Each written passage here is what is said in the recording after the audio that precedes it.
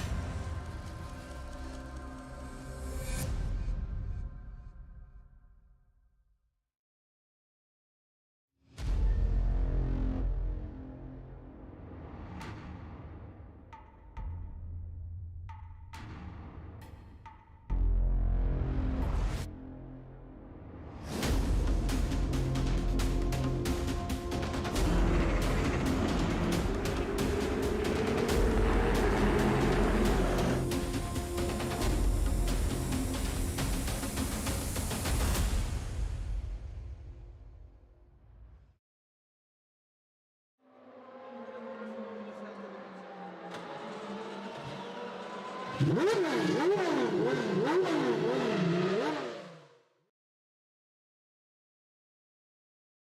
evening, everybody. Welcome along to the VRRC and rounds 5 and 6 of the VRRC Touring Car Championship. Our tour of Europe takes us to Belgium for our third night of racing and the famed circuit of Spa-Francorchamps, the home of the Belgian Grand Prix, a legendary circuit, and with good reason. This is one of those tracks that the drivers absolutely love to come and race at, and I'm sure that our field of touring car stars will put on quite the show for us here tonight. I'm delighted to say we have a full quota of broadcast team members with us tonight, I think, pending some ongoing internet issues for Rich Hayden. But you've got myself, Andy McEwan. Jack Oliphant is back alongside me this week, along with Lewis Edwards, who, of course, is in charge of the broadcast on the whole. And Jack, great to have you back. A shame you missed the 2 races at Paul Ricard a week ago because they were very, very exciting, and it looks as though that's set to continue again tonight.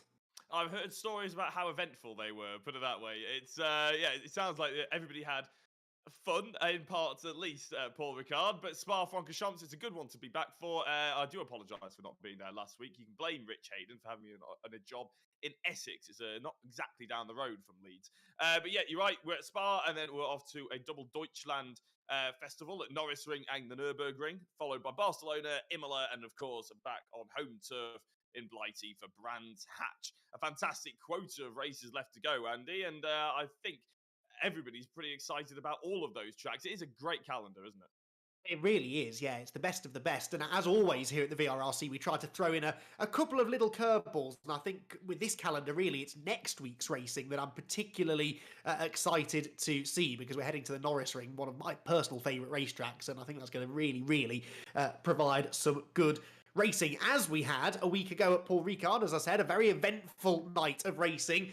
The eventfulness, if that's a word, did not stop on Wednesday night either, because some of the incidents that happened during the course of the 2 races, particularly I think the reverse grid race, the discussions surrounding those incidents sort of rumbled on for a few days, and there were a few post-event penalties. Once that was all said and done, though, it was Scott Bugner who came out on top. Scott Bugner went in as the championship leader and actually didn't really look like he was having a particularly good night. He was off the pace in race 1, sort of soldiered along to a bit of a lowly 6th place, but then, as is often the case for Scott, really came good in the reverse grid race, came through from towards the back of the grid, and managed to claim a race win. It was also a really strong night for Andy Dorman. Andy was inside the top 6 in both of the races, whilst Jack Smith was 3rd highest of the point scorers, having finished 3rd in race number 1. The race 1 winner was Nicky Taylor, but he was disqualified in the reverse grid race for a number of bits of contact. He wasn't the only one, Jack, who came a cropper of the judicial process after what was a fairly physical night of racing. Yeah, I think I heard rumours that potentially Jack Smith wasn't exactly impressed with some of the driving standards. I think his car came off a little bit worse for wear, but he did get scored the 3rd most amount of points of the evening. It just goes to show that sometimes that karma can come to bite a few of the drivers on the backside, and you can end up with a good night of racing. And that is translated into the championship as well, of course, which sees Scott Bugner on top, but only by 1 point ahead of Kyle Felthers, who I think was one of the drivers that was reprimanded. Do correct me if I am mistaken. Andy Dorman is a little bit further off the championship fight, shall we say. He's in 3rd place, though, with 37 points, tied alongside Jack Smith. So the fight for 3rd really heating up, because you can't really let go of Eric Axelson and Joel Lask being in that mix as well. And if you don't let go of Joel Lask, then Paolo Tempera is going to be in the conversation, and it carries on from there all the way down to Andy Carroll in the top 10. And even further back than that, you got the likes of Paul Laramie and Alok Iyengar only separated by a point. Josh Martin, uncharacteristically all the way down in 3rd place. Expect to see him a little bit higher. And if Ethan Hill can actually sort out his computer problems, well, maybe we'll see him climb up from 15th place. Because again, there's plenty of drivers, Andy, that are probably out of position. Yeah, absolutely. Ethan qualified top 5 actually last week, but again had internet issues, wasn't really able to do much racing, although in race 2 did manage to finish in 4th place, so that was really the first race that his internet has stayed in one piece. But yeah, some interesting drivers in interesting positions there. Eric Axelson in particular, one of the big stories from a week ago, he managed to blow the engine on his Lincoln Co, we think, by downshifting too rapidly into the chicane. He had a non-finish in race 1, and not just a non-finish, but a completely self-inflicted one, which was not at all all in his character. So that spices things up rather nicely heading into this third week of racing. As always, we've got some lovely prizes on offer come the end of the season. Third place in the championship receives the 24-inch gaming display courtesy of our longtime partners here at the VRRC, Aegon by AOC. The trophy as well. Second place trophy and 27-inch gaming display for that driver, whilst our champion come the end of the season will receive the 34-inch curved gaming display from Aegon and the bigger of the three trophies. There's also a weekly trophy, the Driver of the Round Award, which is decided by us, the broadcast team, but we're always happy to take some unbiased opinions from those of you watching along on YouTube. So do, towards the end of the night, let us know who you think is worthy of the Driver of the Round Award. Right then, before we dive into qualifying, which I believe should be getting underway any moment now, let's take a look, shall we, at this famed racetrack.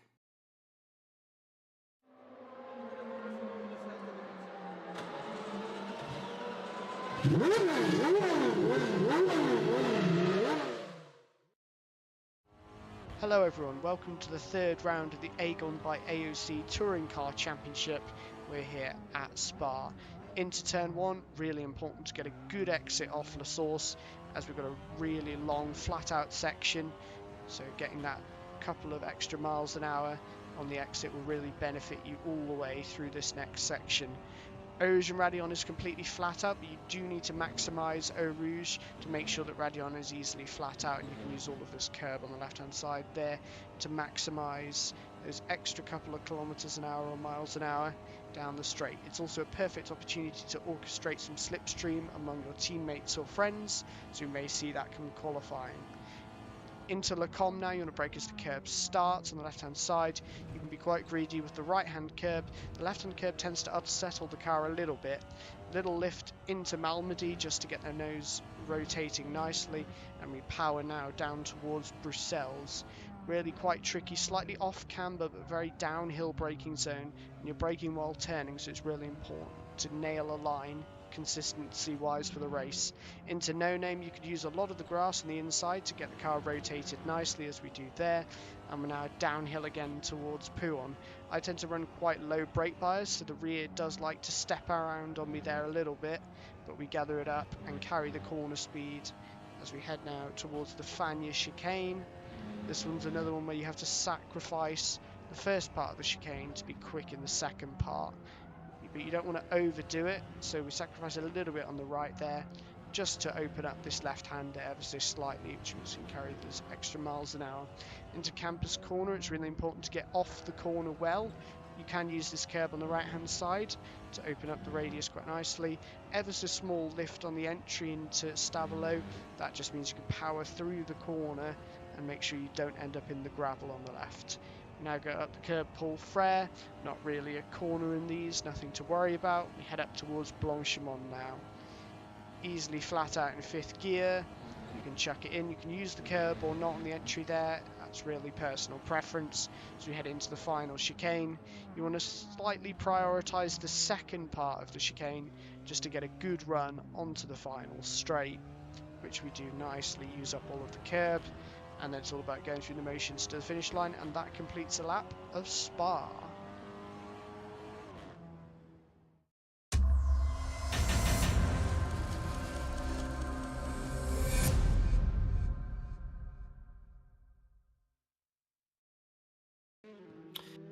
Well, there is the iconic Belgian circuit there. There's just something about Spa, isn't there, Jack? Whether it be visiting it in real life or getting to enjoy it via the sim. It's just a really special place to drive, a special place to watch motorsport, and even though it's been modernised quite a lot over the years, of course, it still very much retains that sort of historical feel that just gives it that extra special something.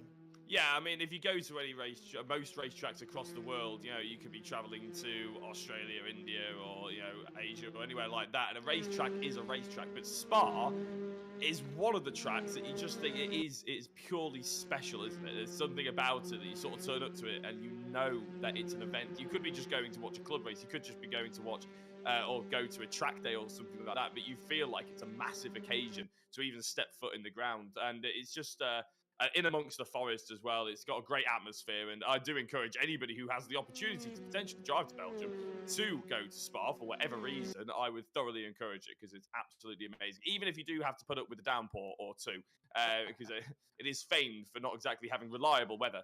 But that's one of the reasons why it makes it so exciting, Andy. It's a bit of a shame that we're not running it in the wet here.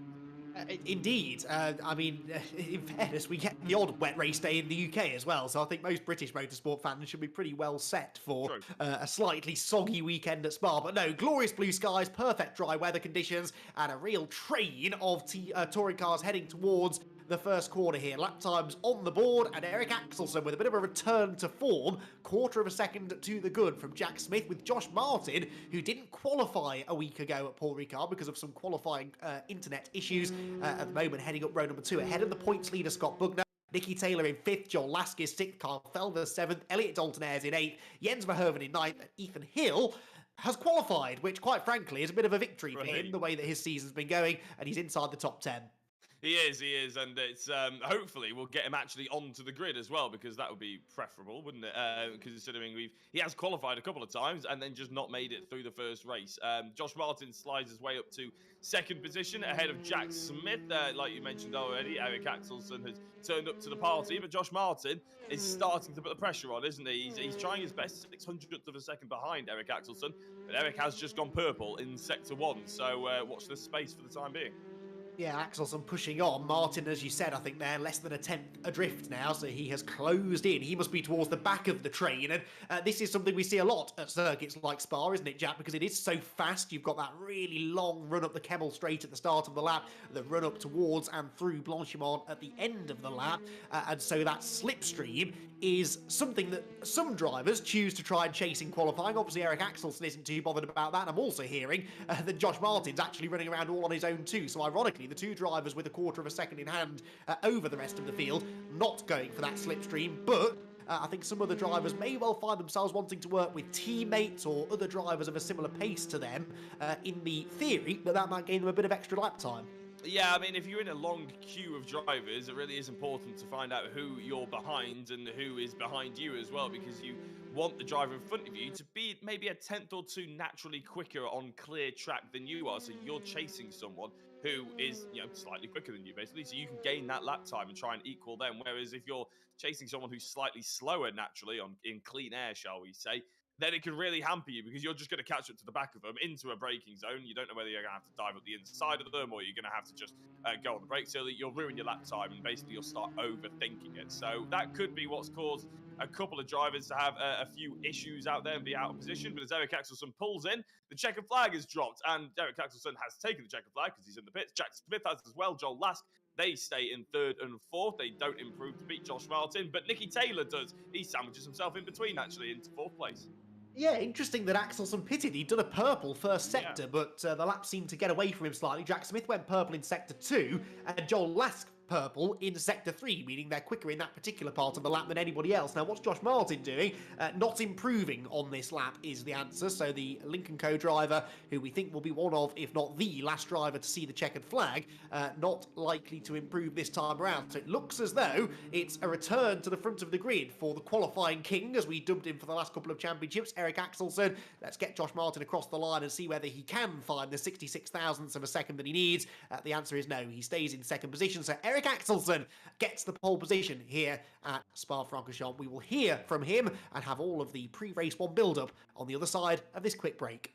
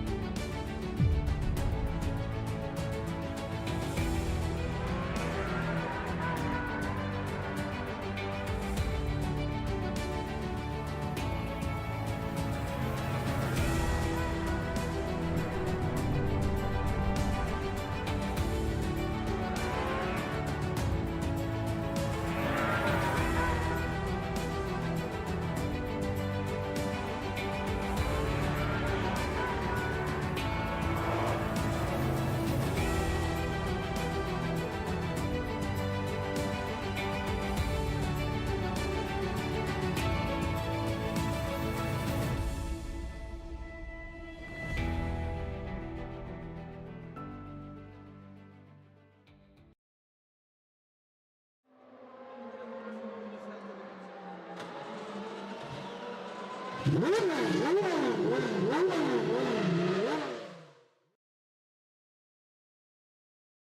the pit lane. Welcome back, everybody, to the VRRC and rounds 5 and 6 of the Touring Car Championship here. Qualifying completed here at the fabulous Spa-Francorchamps circuit in Belgium. And it's a return to form for the qualifying king, Eric Axelsen, starting from the front of the grid. Eric, that is a lot more like it. I'm going to talk about that qualifying session in a moment, but I'm not going to let you get away with what happened last week just yet. Last week was not your finest performance, was it? Talk us through a few of the problems that you had. Yeah, well, we can call that a disaster last week.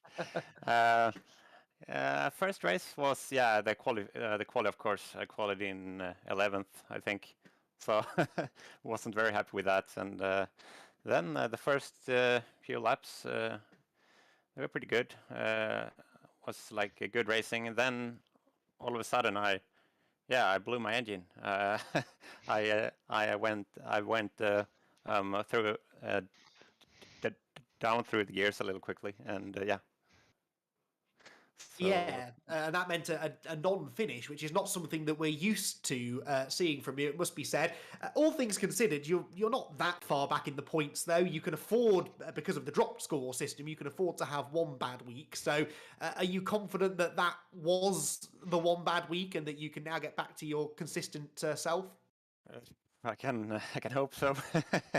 I will see. It feels back to feels great to be back on pole, though. That's a little confidence boost at least. So yeah, we'll see how it goes. Is it fair to say that, things like getting pole position, winning a race, finishing on the podium means a little bit more in this championship because it is so competitive? Not to say that you had it all your own way in the MX-5s, but, this grid is particularly strong, isn't it? So you must have an extra sense of pride when things do go well. Yes, it is. It's like more drivers and a lot of really, really fast drivers in this championship. So, of course, it is. It's a little bit different from the MX-5. I think. Yeah. Well, you are back on form, it seems. That's really nice to see, Eric. We'll let you go and finish your pre-race preparations. I know you had a bit of a technical drama just now, so we'll let you go and sort that out. And best of luck for race 1. Thank you, Andy. So Eric Axelsen then, pole position once again, and there's a sense of familiarity about saying those words, isn't there, Jack? I was going to say it's somewhat comforting listening to the interview again. It's almost like I'm getting deja vu back to the old days of Eric Axelsen getting pole position every other round. But yes, I mean it's nice to see that he's back in good form. We'll be hoping he can cannon and way up the order of the championship as well, because of course we do like a 2-horse race, but a 3-horse race sounds even more exciting. Not that it needs any more excitement, of course, because there's a battle for first and there's a battle for third as it stands currently. What I would say is Josh Martin, though he's quite far down the championship order, Andy, and it's not to be missed that he is right up there on the front row alongside Eric Axelsen. No, that's true, actually. He's done a good job there in qualifying. Needs to put together a good night. They're two drivers, actually, who really do need to put together a good, strong, clean night of racing, because they both had slightly less than stellar start to the season.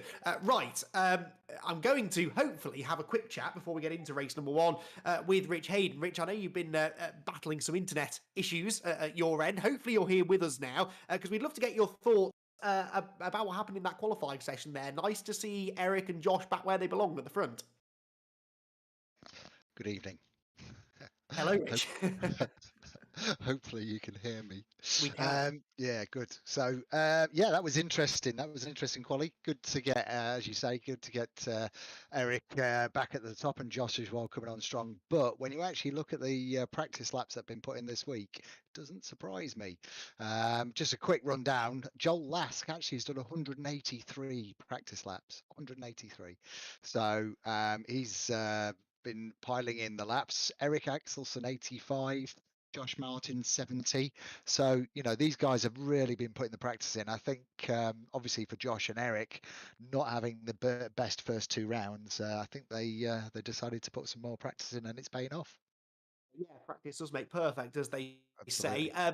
Rich, thank you for jumping in last week, by the way, to super sub for Jack. We witnessed some really good racing a week ago at Paul Ricard. Yes. A couple of bits of contact, and I know there's been a few conversations about that rumbling on through the week. Are you confident we've managed to quash that now? I can only hope. So yeah, we had a full race debrief on Monday this week where we went through all of the incidents, and there were a fair few penalties handed out. And I've read the riot act to the guys this evening in the driver briefing, basically saying, look, if you do cause contact which disadvantages another driver, I am going to throw the rule back at you, because not only have we talked about them in the race debrief, I've now spoke to you about them within the driver briefing. So please be warned, guys. So they're all receptive of it. So let's hope it's clean. Fingers crossed, and good to know that you're on top of all of that stuff. There's a lot that goes on in the background of this championship that the viewers don't necessarily get to hear about. It's always good to pick your brains about that stuff. Rich, we might talk to you later on, but if your internet holds out, I hope you enjoy the night of racing. Yeah, hopefully so. Let's keep our fingers crossed. I'll speak to you soon, guys. Thanks. Absolutely. Right then, everyone, best wishes for Rich's internet in the YouTube chat, please. Right then, Jack, race one coming up. What do you think? Eric Axelson got a chance of a race win here?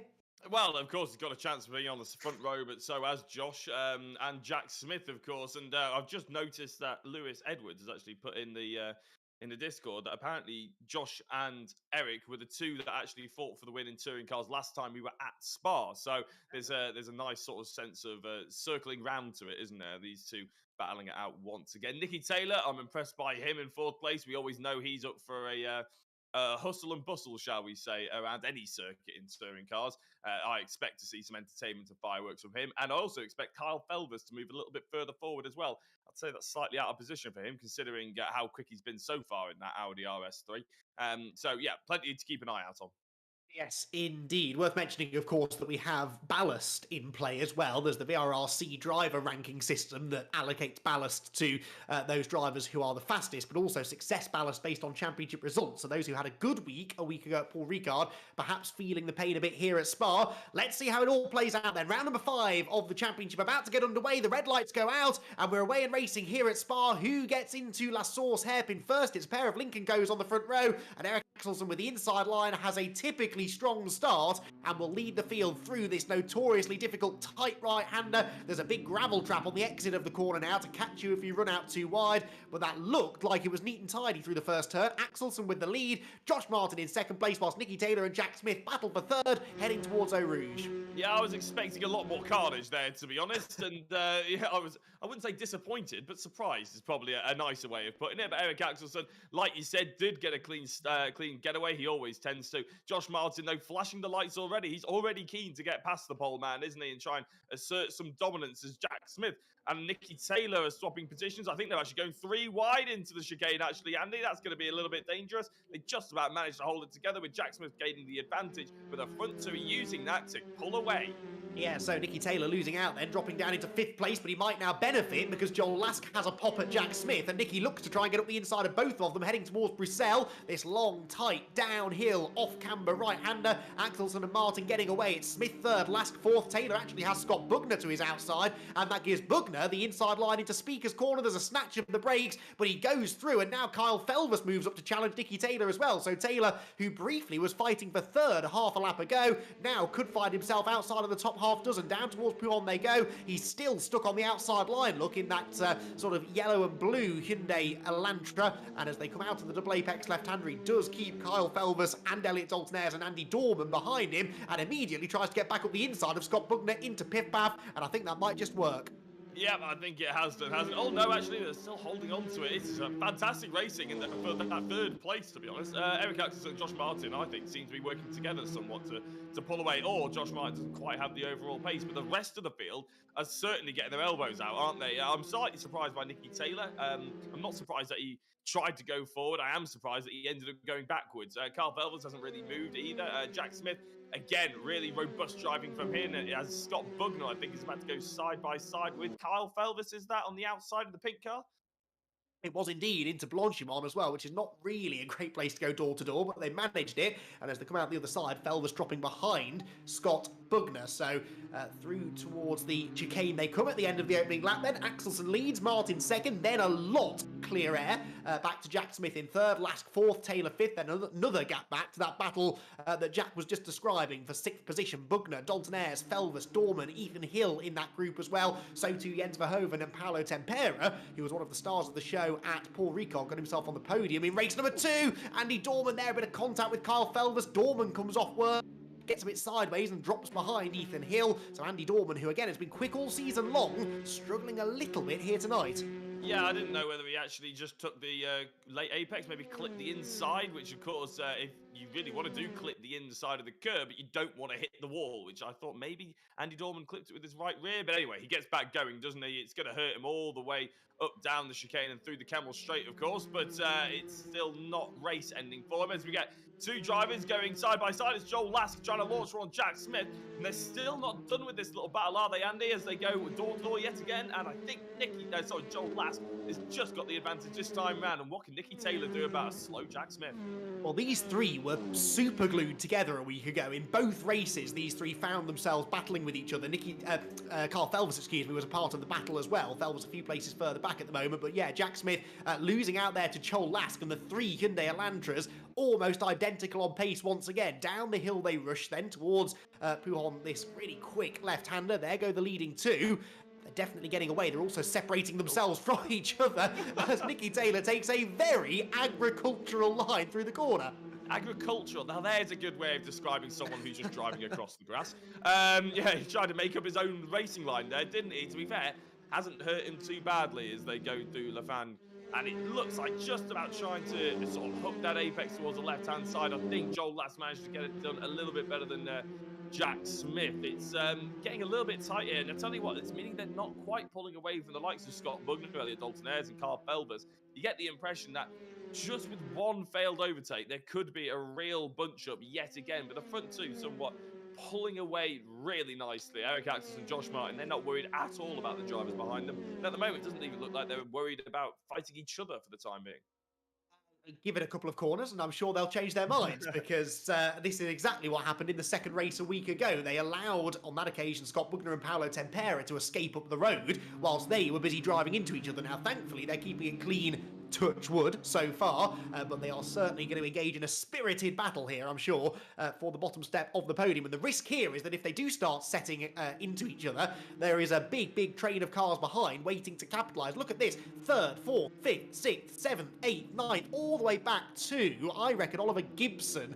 in 13th place there in the pink, yellow and black Audi, all in one long line. So if you get shuffled out of that pack, Jack, you are unlikely to lose just one place.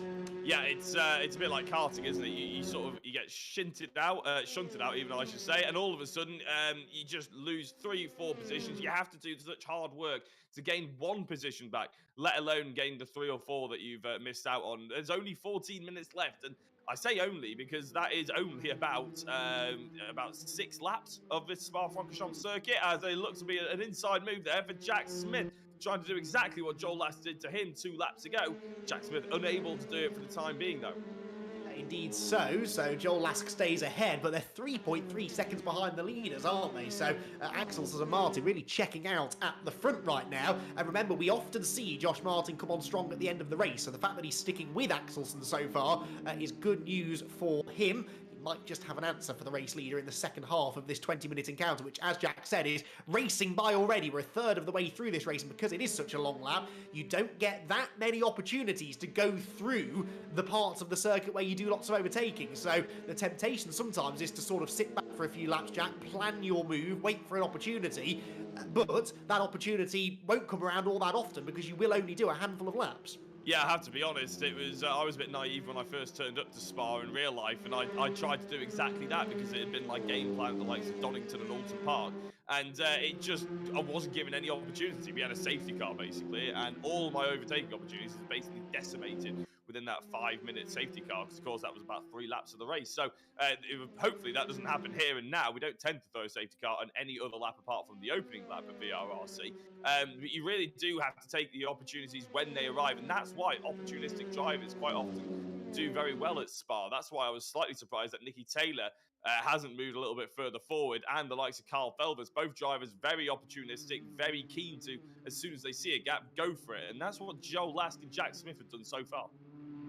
So I'd actually forgotten that you'd raced at Spa in the Connectors a number of years ago. Did you have a particular favourite gravel trap you gave a visit to that weekend? I wasn't allowed to even race to get near a gravel trap because I was under safety car for I'd say 75%. Not caused by you though, I hope. Not caused by me. Caused by those pesky GT5s. You know how horrible they can be to be around. I see.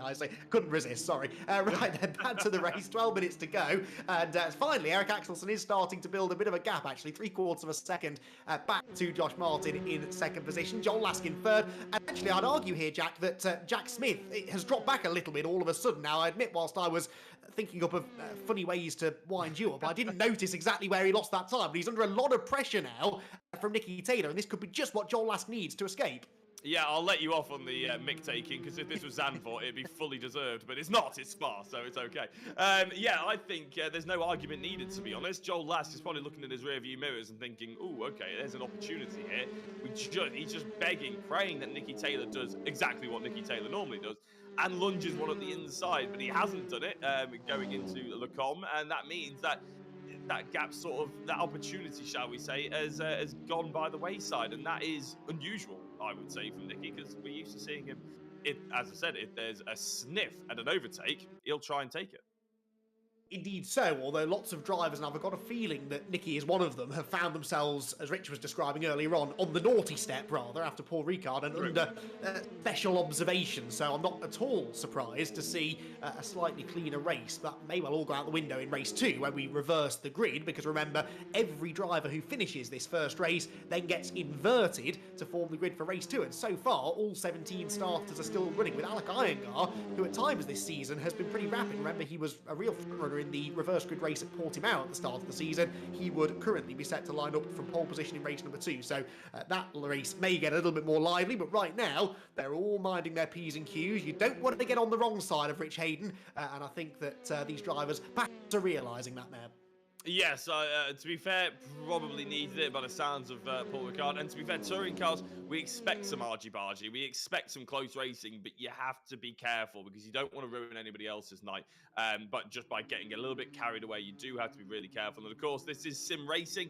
It is easy to get carried away, mainly because the real-life threat of death or a big bill, whichever is more scarier to you, is not there. And in sim racing, of course, you can just cancel, go back to the pits and forget about it an hour later. Trust me, when you wipe one of these cars or any kind of car in real life, you don't just forget about it an hour afterwards. So there is always that opportunity to just be a little bit more careful in real life racing, even if the touring car drivers don't always show it.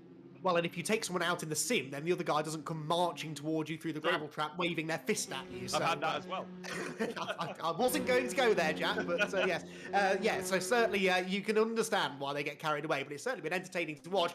We did just have a move made there by Elliot Dalton-Ayres. He's ahead of Scott Bugner. Bugner, again, struggling a little bit here tonight. Perhaps the ballast, perhaps just not a circuit that he has particularly gelled with, perhaps lack of practice, who knows. There goes Jack Smith, though. He's got the inside line on Joel Lask this time, and for third position he is going to go through, I think, into Les Combes, and yes, Jack Smith gets himself ahead, the Smart-Fi car back onto the podium, and behind, look, Dalton-Ayres and Scott Bugner continue their battle, with Dalton-Ayres just about holding on to his newly claimed 6th place.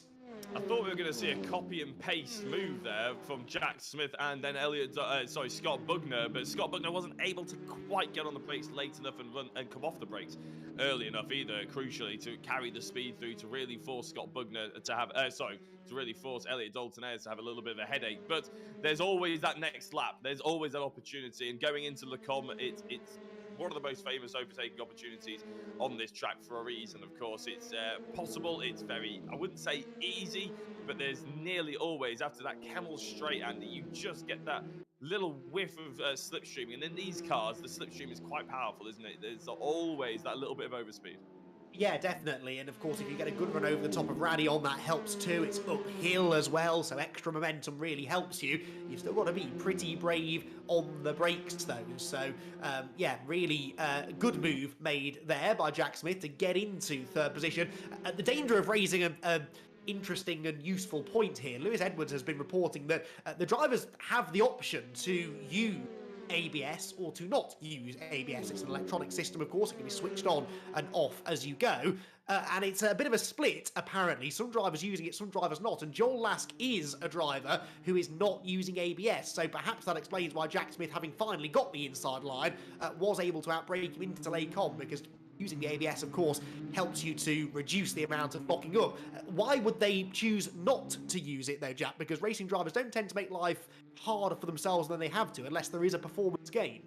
Yeah, I was going to warn Lewis Edwards before to be a little bit careful, getting a little bit technical there, aren't we? And I'm not sure me and you can compute that much with the ABS. But I can't, certainly, though. To be honest, I'm not 100% sure. I don't know whether they think maybe it's more realistic. I don't know what these cars run in real life, I'll be completely honest. I don't think touring cars normally have ABS, whereas GT cars normally do. Well, GT3 cars certainly do, I think.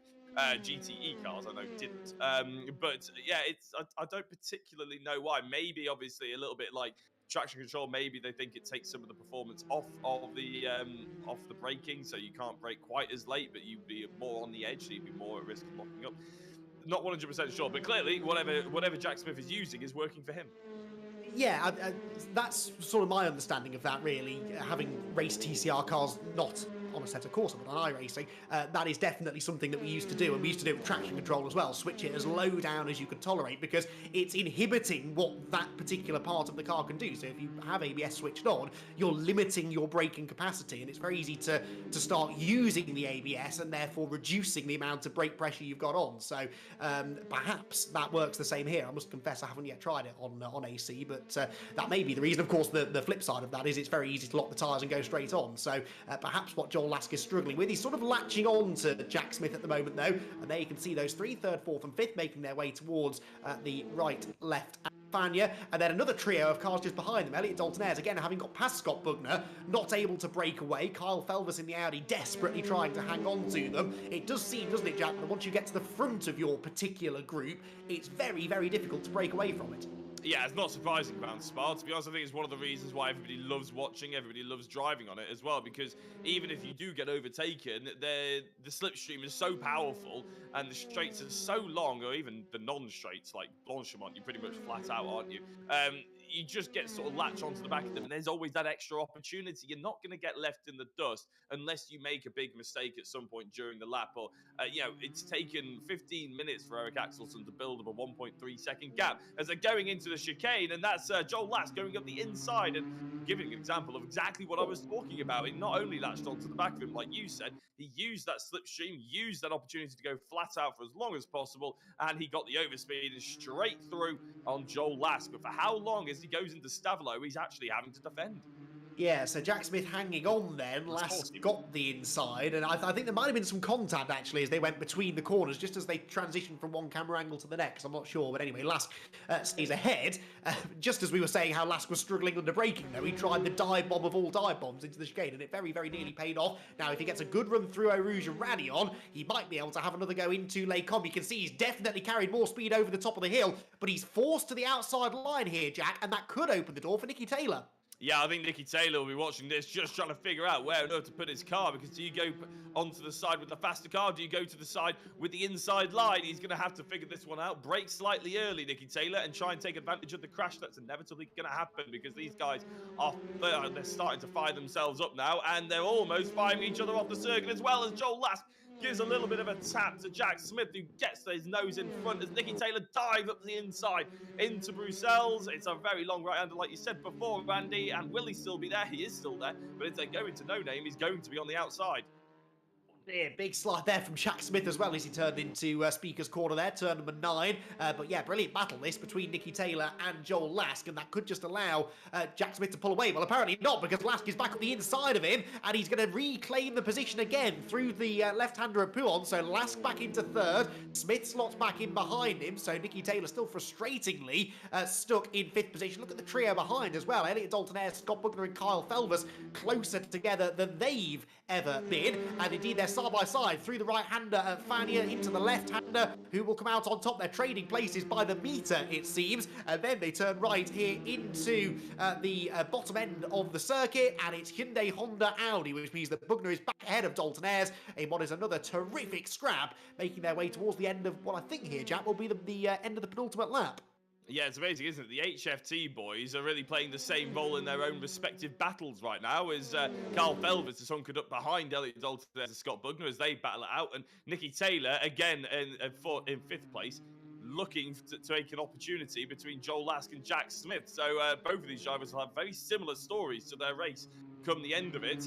Look at Eric Axelson and Josh Martin, though, as we go on to one of the last laps, probably the last lap of the race, actually. They're just streets ahead of everybody else, and it's up to the rest of them to figure this out between themselves. Going into the source, Eric Axelson, Josh Martin, and then, of course, the battles that we've been focusing on for so long over the course of this race is Joel Lask, Jack Smith, Nicky Taylor, then Scott Bugner, Elliot Dalton-Ayres, and Kyle Felvers. And then, of course, not forgetting, Andy, there's another three-car battle just behind them for ninth. Ethan Hill, Jens Verhoeven, and Andy Dorman have been having a good scrap. Yes, they have. Andy Dorman's still not quite inside the top 10, but they're all drivers who you think could do well in the reversed grid race with a slightly better grid position. It seems that actually, weirdly, for Spa, it's quite difficult to overtake here tonight. So the further up the order you start, the better. Eric Axelson hasn't had to overtake anyone, though, because he started on pole. He fended off Josh Martin through the early stages and now does seem to be keeping him at arm's length, doesn't he? 1.25 seconds or so between them. Side by side there, Dalton-Ayres and Bugner again. Elliot Dalton-Ayres trying to come back round the outside of the Hyundai driver into Lake Com. Did he make that one stick? We'll see as they come out of the right, left, right sequence and head down the hill towards Bruxelles. Yes, he did. Honda back ahead of Hyundai. So the Honda then into 6th position again. And now Bugner having to try and defend from Kyle Felvers as they start to squabble. Verhoeven, Dorman and... Hill, Verhoeven and Dorman get a bit closer. And so those two groups of 3 could become a group of 6 before the flag. Oh, well, that would be very exciting to see, actually, wouldn't it? And I'd be all here for it. As long... Oh, look at that. I don't know if that's a line that Joel Lask is choosing to take, but he's been like that quite a significant amount of time, actually, on the outside of the circuit. It was Carl Felvers, though, trying to get a good run. And to be fair to him, he has got a good run, hasn't he? Up against Scott Bugner here. Carl Felvers will be on the inside for Fania, and it just looks like... sorry, he'll be on the outside of Fania. I don't know how he ended up there, but he gets the position done, so no matter how he did it, the fact is he has had it done. Yeah, I thought he was on the right going into Fania, but somehow teleported to the other side of the track before they turned in, and he's made the move stick. Look, he's ahead of Bugner, who tried to get back alongside him, but the door slammed in his face as they head through the right-handers at Campus, up the hill towards Blanchimont, and here the fight for the podium positions. Joel Lask has got Jack Smith back alongside him. It's all kicking off behind them as well. The time is about to tick down to 0. Axelson looks good for the win. Martin likewise for second. But what's going to happen for third? Because they were 3 wide heading for the chicane. Eric Axelson back on top, though. Comes out of the chicane and claims his first victory of the season. Second place, Josh Martin. And it's 3 abreast as they head towards the line. Get the photo finish camera ready. It is neck and neck between Joel Lask, Jack Smith and Nicky Taylor. And it's Lask by 76 thousandths of a second who snatches the podium finish from Jack Smith in 4th and Nicky Taylor in 5th. Dalton-Ayres 6th. Felvers 7th, Verhoeven 8th, Dorman 9th, and Scott Bugner down to 10th. So something really happened there to Bugner, I think, as he tried to get up the inside of Felvers as they went towards the Corporal Frere. He lost some momentum, and I reckon that cost him a number of positions heading towards the end of the lap. I was going to say, coming out of Stavelot, they looked like they were almost 4 wide, wasn't it? They were trying to scrap for all the pieces of track available. And as you full well know, Andy, any sort of more than 2 wide moments going in towards Blanchimont, you really want to get it sorted beforehand. And by the looks of it, there was just 4 or 5 drivers that didn't want to give the places up. And potentially, yeah, Andy, Scott Bugner was the recipient of a little bit of bump barging around the place. But a great race all round. Eric Axelson, Josh Martin, we hardly saw them, we hardly spoke about them, but they were sublime. No mistakes whatsoever. Joel Lask, Jack Smith, brilliant action on our screens for the entirety. Of course, Nicky Taylor was part of that. And then Dalton-Ayres, Felvers and Jens Verhoeven, Dorman, Bugner. Again, brilliant from all the drivers. And to be honest, nice and clean as well. So I think whatever book that Rich has thrown at them really worked a treat. The heavy one, wasn't it? It did the job. Yeah, absolutely. Lots of good battling going on there. We will have all of the post-race analysis on the other side of this break.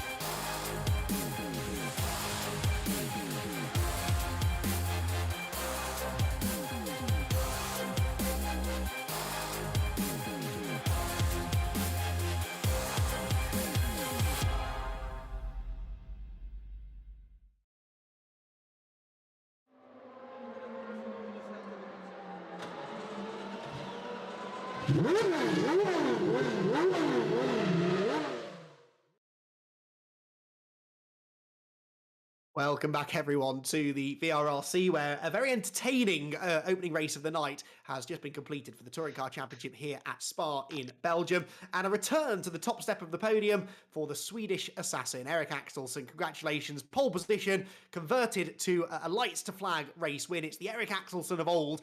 Clearly, this is a circuit that you're gelling with. Ah, yes. Thank you, Andy. That felt great. Yeah, I really love Spa, and yeah, it was pretty much a perfect race. It felt like so. Yeah. Yeah, you and Josh seemed very evenly matched. Certainly in the first few laps, Josh was sticking with you. So it was really important to get the start, keep ahead of him into turn one. And you've been pretty good at getting off the line of late. It's good to see that's continued as well. Oh, yeah. Close was Josh was like within half a second for, I don't know, like 15 minutes or something before maybe it dropped off to like 1.5 seconds. So it was really a race of like no mistakes. And I've actually done some practice with Josh earlier this week, and he's been helping me out a little with like setup and stuff. So yeah, it's so I say thank you, Josh. That's very easy to say from the top step of the podium, Erik. I'm sure he doesn't mind helping you out with the setup a little bit. What about in race two then? You two are going to be starting right at the back. Do you think you're going to work together to get through the pack? It didn't look that easy to overtake in that race. The cars behind you were struggling to make progress. So how do you think race two will go? Well, it's a close field, this championship. So reverse grid, maybe just try to stay out of the eventual carnage of lap one at Spa, and yeah, we'll see where I end up. Excellent stuff. Congratulations, Erik. Good to see you back on the top step of the podium. Well done on the win, mate. Thank you. Erik Axelsson then gets the race win, but as he was just saying, Josh Martin was chasing him hard the whole way, and he can now catch up with Jack. Yeah, Josh, was that a simple race of make no mistakes and just try and get it home, or was there a little bit more push to that? Exactly that. Erik in that race didn't make a single error. Like, I felt I had a little bit more pace, and I just made like 2 mistakes. And then the one lap, like halfway through, I started to think, oh, I might be able to make a move on X, Y, and Z corner. As I felt as if I had a little bit more. I dropped the wheel in the gravel by like 2-3 inches, and that was enough. Then I dropped back, and Erik did not make a single mistake. Like, I had to do perfect laps to gain like 1/10. So he's too quick. He's too consistent. I was going to say, I wouldn't put yourself down like that, though. It's not like you were inconsistent in that particular race. I'm going to ask, though, basically the same question that Andy just asked Erik. What is the plan for race number 2? Because obviously it's a different kettle of fish now, isn't it? You won't be able to even have the opportunity to put in qualifying laps. It's all about trying to move forward. Get to the front and win. Yeah, pretty good plan. I would say that pretty much sums up racing. Well done. Yeah, fantastic. Thank you very much for coming and have a chat to us. I'll leave you to go and get ready for race 2. Thank you very much. See, Jack, that's where we've always been going wrong. Yeah. We should have had that mindset. Where was Josh when we needed him? Anyway, right, any more words of wisdom from our third place finisher? I wouldn't. Joel Lask, who was involved in a terrific battle there, Joel. We really enjoyed watching that. Did you enjoy being a part of it? No, I just wanted it to end, to be fair. No, I managed to drop a gear too many into one of the corners about 4 laps before, and the engine was red. I just lost all power, so it was sort of hold on for dear life. But down the straights, they just had me. So yeah, it was sort of a fight for survival there more than anything. Well, you've survived. Well, indeed, you thrived. Having lost that third place, you got it back again with some good moves under braking. Lewis Edwards, who's in charge of our broadcast, spotted that a number of you have elected to switch the ABS off on the cars, and we believe you're one of them. Any particular reason for that? Because it does seem like almost a 50-50 split across the field. I didn't know it was off. To be fair. There we go. Maybe switch it on. You might be able even better on the brakes. You never know. That might be a good one to go for. Yeah. No, I didn't realise people were switching off. To be fair, I mean, fair play to them if they are. But yeah, I have no clue. No clue on that one. Excellent. Right, okay. Here I was expecting some long-winded and complicated answer to that. Right then, might as well ask you this question as well. Then, reverse grid race coming up, starting towards the back. You're going to have to get your elbows out here, aren't you? Yeah, it's a bit difficult to overtake, so I'll just bide the time. They've got plenty of time to race it out and to see what happens, and push away to the front. Sounds like a plan. Right then, best of luck for that one, Joel. We'll let you go because I think we're less than a minute away from the race now, but well done on the podium. And he's gone. So, Jack, interesting thoughts there from the drivers after race number 1. What do you think is going to happen in race number 2? I've got my theories. I don't think we can really say those theories on broadcast, can we? No, I think, to be honest, slightly surprised there. I thought Joel Lask actually sounded a little bit upset to be third. I thought it was a bit of an odd one, but I mean, third in this championship is very, very good. I mean, any of the top 10 are worthy of winning a race in this touring car European Tour. So, to be honest, that's why I'm sitting on the fence and not going to give you an answer what I think is going to happen. Spoken like a true commentator. Well done. Here we go then. The red light's about to go on. It's Alok Iyengar on pole position with John Jones alongside him. Remember, Alok was good in the reverse grid race at Portimao at the start of the season. What can he do here in the forests of Belgium? The tyres smoke, the cars accelerate off the line, and Alok Iyengar has that inside line into La Source, tries to come across, and there's contact with John Jones, and he's straight off into the wall, and Alok Iyengar seemed to move across when John Jones still had an overlap, and fires himself into the barriers. Then he gets levers aside, and there's carnage coming out of the first corner. A car spears off left, a car spears off right, and I fear that Andy Dorman and Jack Smith might have been involved in that because they both dropped to the back of the field, Jack. How close does that come up to your theory that you were talking about before the race start? That was pretty much identical to what I was probably thinking. And what I was hoping for is Alok Iyengar having a little bit more awareness and not turning into John Jones. But here we are, going through La Source. Those things always do tend to happen. Andy Carroll then leads the way, as it looked like, was that Kenny Press just letting a few of the drivers through in the Alfa Romeo? I think it was. Carl Felvis up to 4th place. He'll probably be hoping and thinking he's one of the favourites to go on to win this race. Oliver Gibson is the Smart 5 car, not Jack Smith. That is Jack Smith's brother, I believe, though. Oliver Gibson, if you can channel any sort of sense of his brother's speed, then he could well be on for a really good race here because he's in a fantastic position as it stands.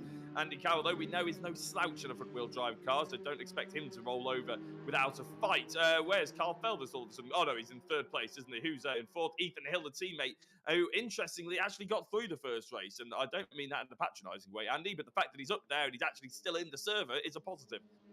Yeah, you're right about that, actually. He's having a solid night. John Jones is a little bit wayward as they go into Pouhon there. Drops down behind Nicky Taylor, who's had a good start. I'd say of the front runners, if you like, from race 1, Nicky and Kyle, well, really, Nicky, actually, the one that's making the most progress. We didn't see a lot of Kyle Felvis at the front in the last race, but we are this time because he is forming a bit of an Audi tag team here as he and Oliver Gibson try to take down Andy Carroll, who leads the way in the Alfa Romeo. Down they come into the lowest point on the circuit, and they start the long climb up through Corporal Frere and towards Blanchimont. It's Alfa ahead of Audi and Audi, then the Honda of Ethan Hill, another Alfa Romeo of Kenny Press in 5th, and then the pair of Hyundais there, Nicky Taylor and Scott Bugner, 6th and 7th, side by side for the race lead, and up the inside line is looking Kyle Felvis, so he's got past Gibson already, and now Jack, he's going for the race lead. Yeah, it's almost like the,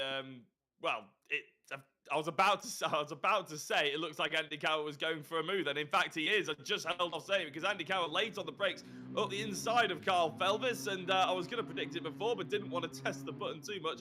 But he has gotten through. So Andy Carroll, although being overtaken by Carl Felvis right at the end of the straight going into the chicane, he ends up getting him back and actually leads by 0.3 of a second. Oliver Gibson and Ethan Hill ended up scrapping amongst each other for 3rd place as well. And they're still going into La Source with Nicky Taylor just on the back end of them as well. So, yeah, Nicky Taylor charging his way through just like his teammate. Indeed so. Joel Lask with a bit of a moment as well. We're hearing in the pack. He's struggling a bit down in 11th place right now. Eric Axelson is only 14th. He was actually ahead of Jack Smith halfway around that first lap, and Jack Smith's all the way up into 9th now with Axelson 14th, so something went on there. There you can see Nicky Taylor pulling up alongside Ethan Hill. You've got Oliver Gibson ahead of him too. Paolo Tempera there, the yellow-fronted Honda, sticking his nose to the inside line, which is exactly what Kyle Felvis does as well. He's up the inside of Andy Carroll and reclaims the race lead. That's about the 3rd or 4th lead change we've seen already. Sideways for the Honda though, that's Ethan Hill around. He was coming back into traffic, and it's caused a bit of carnage. I think there's a car in the gravel. Ethan Hill falling to the back of the field, and that means that Nicky Taylor comes through into 3rd, Tempera 4th, Bugner 5th, Dalton Ayres 6th, ahead of Martin, Gibson, Smith and Lask. That was always likely to happen, I'm afraid, as drivers were desperate to try and gain some ground. Poor old Ethan Hill, we'd rather put the curse on him there, I think. I was going to say, we so enjoy having him in the race. I'm not sure if he's particularly enjoying being in the race, though. It's, yeah, a bit of a shame from him, but his teammate Carl Felvis is leading the way. He'll be very happy with his other teammate. I think that was Nicky Taylor going very sideways through P1, but he seems to have managed to hold it together for the time being. The top three have spaced themselves out somewhat with Paolo Tempera. Did a brilliant job up there, Andy, isn't he, in 4th place? A driver that we haven't mentioned at all in the race number 1, but you did mention in the build-up as being one of those hot and cold drivers. He does have some pace behind him. Yeah, came into the championship because he loves touring cars, basically. He's not been a regular here at the VRRC, but he goes well in front-wheel drive touring cars, and he's becoming a bit of a reverse grid ringer, isn't he, really? Because at least 2 of the 3 reverse grid races we've had so far this season seen Tempera towards the front. Kyle Felvis, though, doing his best now to take on in the race lead. Kyle Felvis, who was a point behind Scott Bugner in the championship coming into tonight's pair of races, looking for his second victory of the season. We've had 5 different winners from 5 races so far, but Nicky Taylor looking to become the first to double up. Carroll second, third, Nicky Taylor, Tempera on the grass into the chicane and almost went careering into the back of Nicky's car. He will jump across the chicane and rejoin pretty much where he was with Josh Martin up into 5th position now. So Martin making some good progress, but that was disaster averted there from Paolo Tempera. Yeah, to be honest, I was looking at Josh Martin and sort of getting a little bit worried. There's always, I think, Joel Lask on the outside, maybe Scott Bugner as well on the grass into the braking zone of the chicane and getting a little bit too loose on that rear end. And I thought he was just going to spin around and park himself in front of about 4 different drivers. Really, really on the edge of this particular race. Not that that's unexpected, but it's a little bit tense, isn't it, out there? Because in Spa, there is no prisoners, Andy. There's no real runoff zones, is there? It's grass and wall. That is all you get here. Well, new look Spa, definitely. That's one of the things they changed over the winter, wasn't it? Adding these gravel traps in, taking away that safety blanket that the drivers had often had in the past.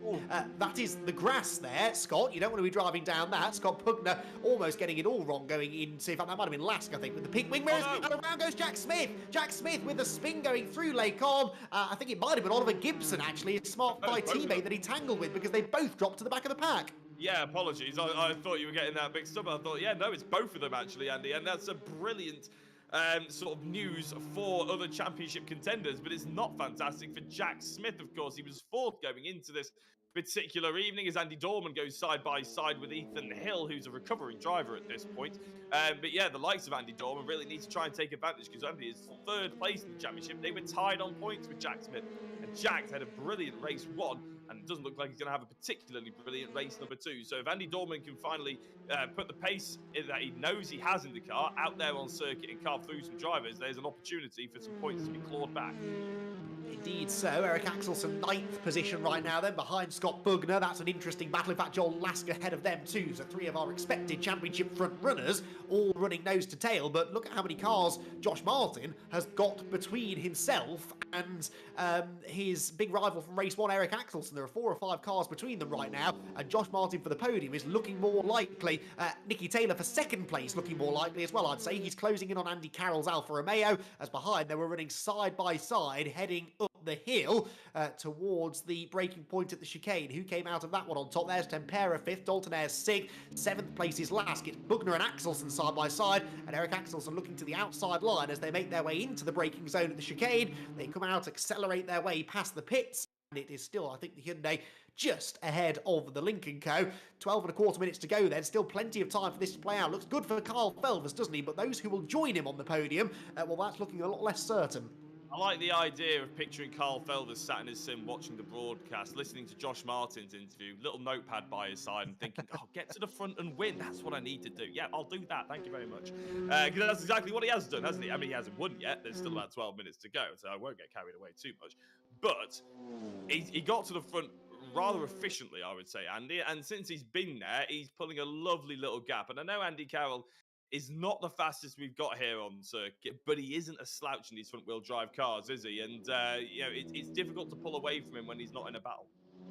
Yeah, and he seems to blow a bit hot and cold, doesn't he? He will have days where he is as quick as anyone, and he's really good at managing the tyres. He's really good, actually, in the longer races. We're not doing the double distance races this season, but they were always races at which he excelled. He's a thinking man's driver, is Andy, and sometimes in the rough and tumble short sprint races, he can get a bit lost. But having survived the early stages, still at the front of the field, or in second place anyway, you can see now his pace is as good as anybody's. Nicky Taylor is not latching straight onto his rear bumper. He's not losing a huge chunk of time to Kyle Felvers. I mean, he is a bit slower, but it's Kyle Felvers. We know how good he is, even in front-wheel drive these days. So yeah, Andy Carroll's certainly not disgracing himself at the front. There you can see Josh Martin coming through in fourth. Tempera still fifth after that huge moment at the chicane a couple of laps ago, but he has company now. Another Honda in the shape of Elliot Dalton-Ayres is behind him, and then those really quick drivers, Lask, Axelson, Bugner, just inside of the top 10. Oliver Gibson is out after that contact with Jack Smith, who in turn finds himself all the way down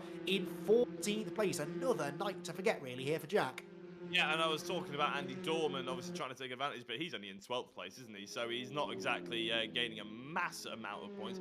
Who else is around him that's having a decent time of it, though? Joel Lask, Eric Axelson, of course, going into tonight. We're not talking updated just yet. In fact, I can update them, actually, can't I? That'd be far more relevant as a commentator. Well done, Jack. You can do that. Yeah, Eric Axelson still in 5th place, actually tying on points with Nicky Taylor on this particular race. Nicky Taylor, remember, is now in 3rd place, though, and Eric Axelson all the way down in 8th. Jack Smith is up to 3rd place in the championship, and he's only 6 points off Kyle Felvers. And then you've got Scott Buckner. No, I think this is not including drop rounds, is it? I think the app has had me off here. Yes, I think the drop scores get calculated after race 2, if memory serves, but don't quote me on that, because I had, coming into the night, Scott Bugner on 46. It said he's now game. I don't know. We'll have a look at the points after the race, shall we? Everything I just said. Yeah. Well, to be fair, I'm not the wiser either. We'll figure it out after the race. What we can tell you is that the lead gap came down that time. Andy Carroll is slowly but surely starting to creep back towards Kyle Felvers. You can see the gap back under 2 seconds now. And look, he's getting away from Nicky Taylor, whose target now becomes more a defensive 3rd place, you sense, than an attack for 2nd, because Josh Martin is now closer to Nicky than Nicky is to Andy. Yeah, it's nice to see Andy just starting to, really push himself, I suppose. It almost felt like maybe he was charging this up. Maybe he was either saving tyres or maybe he was learning the lines. But I was about to say, when we were talking about him before, you can't exactly say that he's just latched onto the back of Kyle Felvers and he's doing exactly what Kyle's done, because Kyle has pulled away. Andy Carroll, yes, he is chasing, but he's got more pressure behind him, you would think. So really, the fact that he's able to look forward, cancel out looking at his mirrors, he's not bothered about his mirrors whatsoever. He hits his braking zones, he hits his apexes, and he's clearly now just trying to push the car a little bit more aggressive. It's exactly what you should be doing as a racing driver. Every racing coach you'll have, if you ever have a racing coach, it will say, don't look in your mirrors, don't drive in your mirrors. You've got to look at them, but don't drive in your mirrors. Don't always look backwards when you're going into a braking zone or when you're coming out of a corner. Just look forwards. It can work wonders. And although Andy's getting a little bit wide on his apexes here, maybe he's over pushing the car, it's nice to see that he's actually trying this. He's not just settling for that top 4 place. Learning so much tonight. Get to the front and win. Don't use the wing mirrors. We're telling me not to brake next. That's the winning tactic in touring car racing. In fact, probably not that far from the truth, really. Andy Carroll on this lap is now starting to look a bit more under threat, and it shows. Look, both he and Nicky Taylor run wide, and Josh Martin's in 3rd. Just like that, he's ahead of Nicky Taylor and challenging Carroll for 2nd place. So Josh Martin being spurred on by his mate Dave in the YouTube chat to do some overtaking. Well, how's that for some overtaking? Because he goes round the outside of both of them as Andy Carroll and Nicky Taylor got tunnel vision there. I think especially Nicky, because it was Carroll who ran wide. But Jack, that is surprisingly easy to do. If the car in front of you that you've been following for lap after lap after lap makes a mistake and runs a bit wide, it's so easy to follow them, and that's exactly what Taylor did. Yeah, I mean, you often see if they spin, you will spin as well. It's spinning in sympathy, isn't it? It's because you're trying to basically copy everything they do, but with a little later on the braking or a little bit more speed. And of course, they go through a corner. You think, oh, I can take a little bit more speed than they normally do. And all of a sudden, you're going 5 miles an hour quicker than you should be on the apex, and you run wide as well. But Josh Martin, fair play to him. He's done everything he needed to there. And that's why quite often in a 3-way fight, you actually want to be in a car at the back of a 3-way fight, because inevitably the 2 in front of you will probably try something stupid, or they'll just make a little mistake and you need to be there to take advantage. Yeah, the worst place to be is in the middle. If you're at the back, Yes. then as you said, you can take advantage. If you're at the front, you can sort of play them off against each other, the other two cars. But when you're stuck in the middle, attacking and defending at the same time, that is a really hard thing to do. Right then, question for you, Jack. We've got 6 minutes and 20 seconds to go. Josh Martin is 2.5 seconds behind Kyle Felvers, but has been notably faster than Kyle so far tonight. Can he catch him? Well, if you're going off the best laps, yes, I would say so, because Josh Martin, even though Kyle Felvers has had clean air, Josh Martin's best time is about 0.4 of a second quicker than Kyle Felvers's. So, you know, realistically, it wouldn't get in there that quickly right now, but with Josh Martin having clean air now and then potentially getting on the slipstream of the lead driver, there's every possibility, and it depends how mature Kyle is feeling, basically. It depends how much he drives in his mirrors and whether he is focusing purely on what his pace can do. I'm not going to say he's an inexperienced driver anymore, Kyle, because he's been racing with us, what, for a year, maybe over a year now? I'm not entirely sure. But he's experienced enough for VRRC to know and had been in this position, race-winning position, plenty of times to look forward and not worry about the driver behind, even if they are on paper pretty quickly. I mean, in the last half a lap, while I've been talking, he's pulled out a 2/10 gap. So Kyle has every opportunity to win this, and Josh, I think, to be honest, will be fairly happy with another second place. It means he'll probably come out of tonight being the driver with the most amount of points.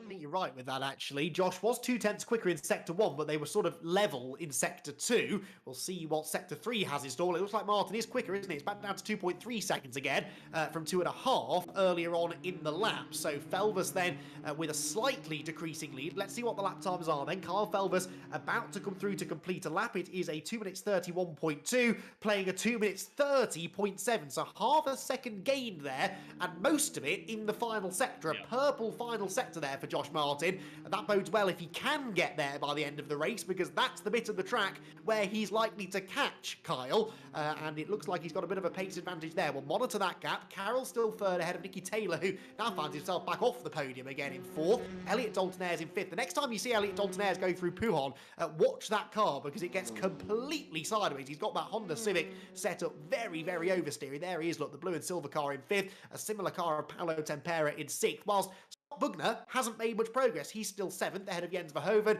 with Axelsen only 9th, with Ethan Hill rounding out the top 10. So Eric Axelsen, as I sort of suggested to him in the interview, not able to gain the ground as quickly as we might be used to. It is not easy to pass here at Spa. It isn't, no, and it's very evident by if you look at the lap times. There are two drivers that are in the 2 minute 30 second margin on that last lap. One of them is Josh Martin, which is no surprise considering he caught up to Kyle Felvers by 4 or 5 tenths. And the other one is Eric Axelsen. But Eric just hasn't been able to get through. And even though the cars have spaced themselves out now and you thought it's simply just picking one off after another, he hasn't been able to do it, even with the massive pace event. I mean, on that lap, he was 2 seconds quicker than Jens Verhoeven, which is why he's caught to the back of Jens. But he hasn't been able to pass him very quickly. And this is the penultimate lap that we'll be on now, I think. Anyway, I'm going to give that a bit of a shot in the dark. I think it is the penultimate lap that we'll be on, and that's why I don't think, although Josh is very quick, I'm going to go out on a limb here and say I don't think he's quick enough to overtake Kyle Felvers. He might catch up to them, Andy, but I'm not going to say he's overtaken him. I accept your point. However, I've got a bit of a theory here, because every lap we're seeing Josh Martin take time out of Kyle in sectors 1 and 3. They are the fast sectors, the sectors where you're running really, really quick down the straights. Now, these cars run on essentially a fixed setup. There is very, very little that you can do to change the setup of the cars. The two things you can change are brake bias, rear wing angle. I suspect that Josh Martin is running a lower rear wing, and that is why he is able to go quicker through sectors 1 and 3. The middle sector, they're pretty even, but again, on this lap in sector 1, 2 tenths quicker was Josh Martin than Kyle Felvers. He actually took another half a second out of him in sector 2 to slightly disprove my theory, but a gap that was up over 2 seconds comes down by 3/4 of a second that time. Josh Martin is 1.5 seconds behind with 1 lap to go, but of course the closer he gets, the more of a slipstream he will start to gain. This is going to go right down to the wire, I think. It absolutely. Oh wow, the sideways action of the Honda. Was that Elliot Dalton-Ayres? With his dodgy internet, I think, yes. I was going to say, I didn't know whether his car was just oversteering or whether it was just lagging. And through the source, I can only believe it's just a little bit lagging. Nicky Taylor, though, right in the thick of it again, isn't he? Right behind Andy Carroll here. He's always putting on a show for us as Andy Carroll goes defensive up towards the chicane at the end of the Camel Straight. Lacombe is next, and what can he do? I'm just having a look at Nicky Taylor trying to go around the outside. Bit brave that one, Andy. You have to carry a lot of momentum. Does, and it's not quite going to work, is it, for Nicky Taylor? So the Alfa Romeo stays ahead, and you know that Andy Carroll is going to fight tooth and nail for this podium. He doesn't get an opportunity to finish on the podium every week, but Nicky Taylor might just have an overlap now on the inside line down into the braking zone at Bruxelles, and he is going to go through, isn't he? So third place now belongs to Nicky Taylor. Probably not enough time to catch, well, definitely not enough time to catch Josh Martin, who in turn hasn't been taking chunks out of the leader either. They matched each other almost to the 100th of a second in the first sector. The gap stable at 1.4. There is Felbus, there is Martin, snatching a break as they drop down into Pouhon, with Nicky Taylor now into third position, and Andy Carroll in fourth. There is the always sideways Elliot Dalton-Ayres, even when his internet isn't lagging, with Tempera, Axelsen, Bugner, Verhoeven and Dorman rounding out the top 10. So Axelsen has now made some ground up, hasn't he? He's up ahead of Scott Bugner even into 7th. He has, yes, and to be fair, we said he was caught up to Jens Verhoeven by about 2 seconds a couple of laps ago, so he has managed to carve through them. 7th place isn't the end of the world for Eric Axelsen. Won't exactly be overjoyed by it by any stretch, but compared to how he was driving last week at Paul Ricard, by the sounds of it, at least he got to the end, and he has got a race win and a pole position under his belt, so it's not one to be particularly upset about, but not one to go writing home about either. No, that is very, very true, but it's consistency that's going to count more than ever, I think, in this championship because of how evenly matched the field is. You're not going to be able to win 2 races in a night very easily, I don't think. Josh Martin is going to be pretty close to that, though, having finished second in the opening race of the night. He comes through the chicane in second place again, but it will be a first double win of the season for Kyle Felbus. Kyle Felbus crosses the line and claims his second win of the year, and of the season, I should say, and that should, I think, put him at the top of the points table. A really good night, though, for Josh Martin. He finishes second, Nicky Taylor third, Andy Carroll fourth, Elliot Dalton-Ayres in 5th position. Grateful to get to the end of that race, I suspect. Paolo Tempera in 6th, ahead of Axelsen, who charged through late there into 7th. Bugner only 8th, and that will definitely hurt his championship chances. Jens Verhoeven 9th, and Andy Dorman inside the top 10. Jack Smith pulling immediately off the track, which is Universal Sim Racer code for I'm not happy with how that race went, and understandably so, because he finished all the way down in 12th position. So a disappointment there for sure for a driver who was expected to be at the front of this championship battle. But a brilliant win there for Kyle Felbus. Josh Martin second, Nicky Taylor third. We'll hear from 3 of those in a couple of minutes' time.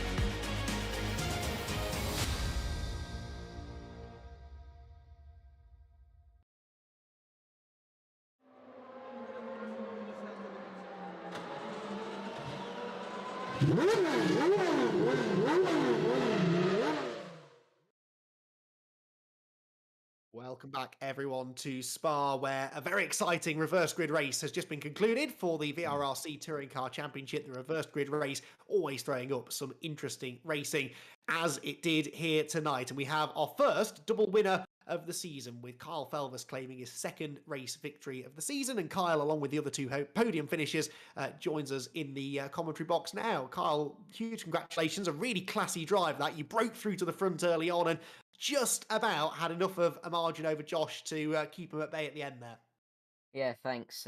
It was a good race.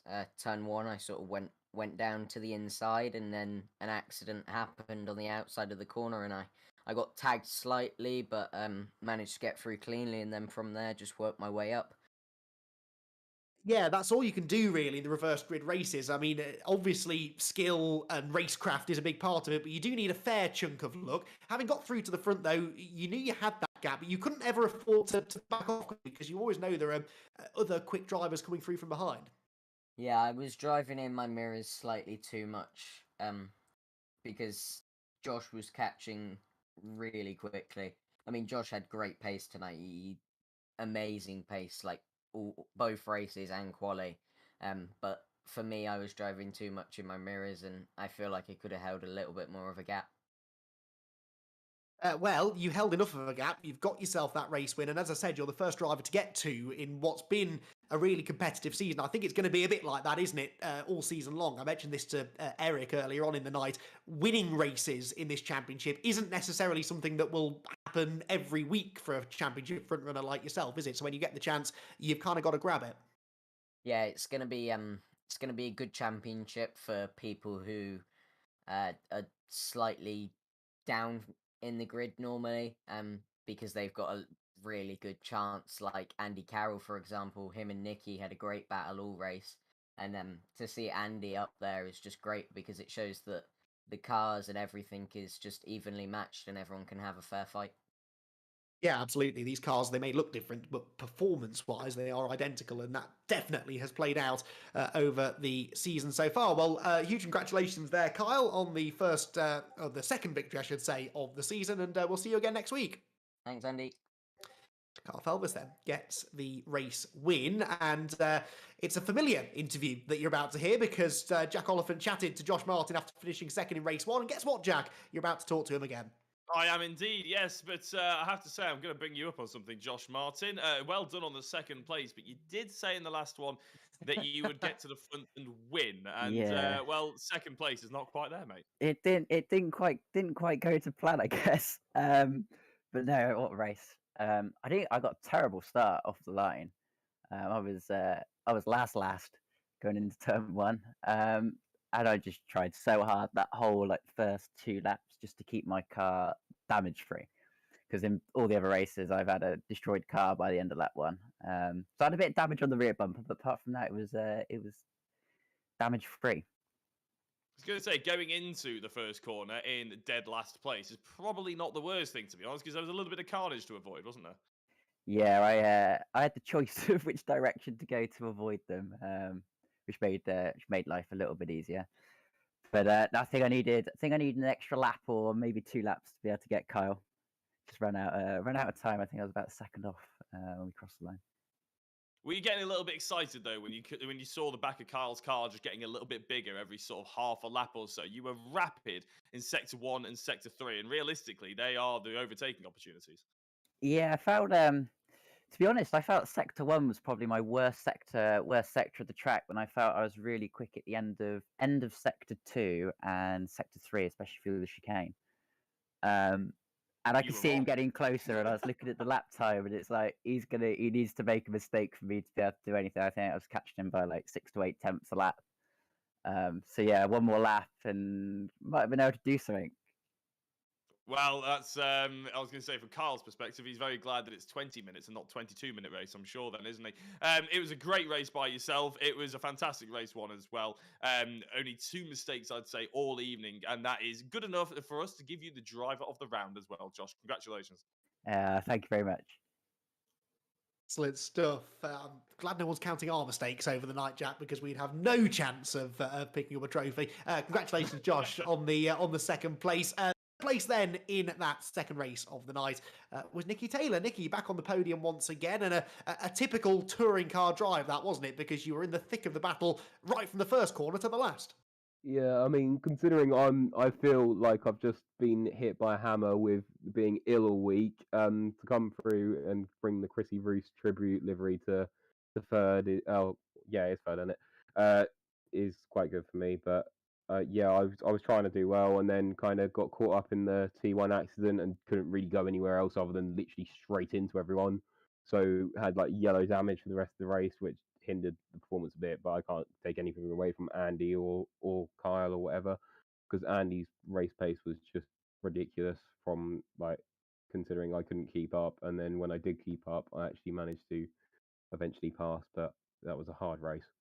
He's not an easy man to pass, is he, Andy Carroll? And you definitely found that out. But they're the kind of battles that we really enjoy watching, where we've got someone like you, who's a regular front runner, championship contender, coming up against a driver who, as Kyle was saying earlier on, has an opportunity because of the level playing field we've got with this car set to get up there and fight for a podium. Do you sort of enjoy having the chance to battle against drivers you don't necessarily go door to door with every week? I do. Obviously, you've got some of the drivers who I love racing with, and some of the drivers who I've never come across who also can either be one of like want to try and attack you every corner, and then others that will literally just kind of roll past, let you roll through. But yeah, it's going to be fun, and Norris Ring next week should be amazing because it's a tiny track, so it should be really, really good and close and tight racing. And the lap time should pretty much be like what Brands Indy is in the UK, with pretty much like a second probably separating everyone. But yeah, no, it was all right, and I do enjoy these reverse grids because when you have a somewhat lackluster first race, you can make up for it in the reverse grid. But I thought here more than anywhere there was kind of a chance for everyone to kind of stay with people, because if you stayed in the tow, then you could literally just stay with people because the tow was so strong tonight. Yeah, certainly. It provided a pair of really interesting races for us. It shuffled the championship up a bit as well. We'll let you go, Nicky, because I can tell you're not feeling 100%. Hopefully you're fighting fit again for Norris Ring next week. Thank you. So there you have it then, our podium finishers from the second race. Big congrats to them. Congrats to Josh Martin on the driver of the round as well. And that concludes the racing action for tonight, Jack. And another interesting night. It's turning into a very difficult to predict championship, this, isn't it? Because the drivers who were excelling the first week at Portimao, some of them struggling a bit now heading into the middle part of the season. And likewise, there are drivers like Eric Axelson and Josh Martin who now seem to be finding their form.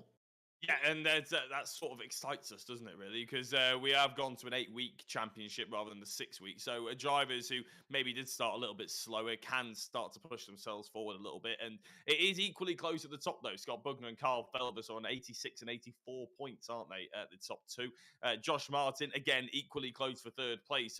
He's third with 76 points. There we go. They're on our screen now, actually. And Eric Axelson on 74. This is pre-judicial sort of, we haven't had any penalties or anything, obviously, issued from this round yet. But to be honest, Andy, I don't know about you, it seemed a fairly clean round in all. So it's, I'd say, pretty on the nose what we've got in front of us right now. Jack Smith and Nicky Taylor. Jack Smith probably cursing that second race, otherwise he'd be right up there in that battle for third. But as I said, there's a long way to go in this particular championship. But before I sign off, Andy, I've been having a look at the YouTube chat and everything like that. And we've gone all night, and you haven't mentioned it, and I didn't realise it. But were you on Top Gear last night? Well, sort of, yes. Not a starring role, I must stress. But yes, I believe I did make a small cameo, and I was hoping to keep that under wraps. But there you go. So someone heard, apparently. Well, there we go, everybody. Now we've finished this. You have an hour before bedtime. You can go back and watch Andy on Top Gear. I was trying to keep it under wraps, but go on, ask me about it again. No, it was one of those things. There was a BRSCC MX5 event, and they had some drivers racing, and it was very good to see them out on track. And always nice. A show I've watched since I was a little kid. It was a slightly surreal moment. But anyway, no, I don't know what to say now. Let's move on, shall we, and talk about what's going up soon here on the VRRC. Is that the next thing we talk about? I think it is. Jack, over to you. While Andy recovers himself hang on, and gets rid of his hang on, blushes one second. Did you just say the BRSCC then? I did not. No, I think I wasn't quite that flustered, Rich. That's a mistake I'll only make once, that's for sure. Right, Jack, please save me. Get back to the VRRC. Of course, there is other things going on at the moment. There's plenty of discussions behind the scenes about things we're going to add to the roster of sort of content that we bring to you guys. But at the moment, the time attack around Spa-Francorchamps, as you guys will be fairly familiar with if you have watched the entire evening. Well, that is still going on at the moment with the mid-2000s cars. Fantastic cars to drive, a brilliant circuit to put them on as well. So if anybody wants to get involved with the time attack, then by all means, jump in the links down below, whether it's on the VRRC website or into the Discord, straight into the Discord. You'll be able to find yourself around. And if you can't find yourself around, then I'm sure the likes of Rich Hayden or Lewis Edwards or anybody else, Carl Felvis, or anybody who you've seen tonight will be able to show you around. Just maybe don't tag me and Andy, because frankly, we have no idea what's going on. Yes, I think they've realised this after however many months of listening to us drivel on. Yes, excellent stuff. Plenty for you to get involved in here at the VRRC, with be that the broadcasted championships or some fun events. Whatever your skill or experience level is, you are always welcome here. Right, I think that is it. Thankfully, we can leave you all in peace for your Wednesday evening. But a fantastic night of racing it's been. And as a couple of the drivers touched upon during their post-race interviews there, next week is going to be fun. It's certainly a week that I've been looking forward to. The Norris Ring circuit, a street circuit in the fourth round of the championship. I'm trying to remember the last time we raced at a street circuit on a Wednesday night. I actually can't think of any examples of it. So that's going to be really, really good fun. And it will take us into the midway point of this touring car championship. So really looking forward to that one. A big thanks to everyone here at the VRRC, to Jack, to Rich, to Lewis Edwards as well, who's been handling the broadcast. We'll all be back again, same time, same place, next Wednesday.